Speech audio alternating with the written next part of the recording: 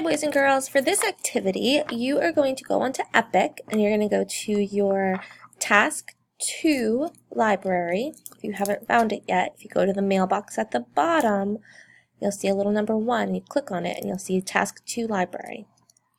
It says go into your Epic Task 2 library and choose one of the books above. So one of these books about baby animals. Notice there's some that will read it to you if you need that help. Read the text or click read to me. Then after you're done, you're going to find a picture of the mother and animal and its baby.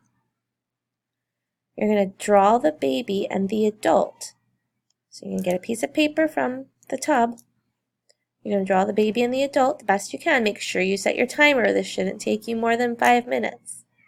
Then seesaw your teacher. You're going to take a picture of your picture, and then you're going to do your voice over that picture, and you're going to tell your teacher how they are the same and how they are different in the picture you drew. Okay, make sure your seesaw is not more than a minute.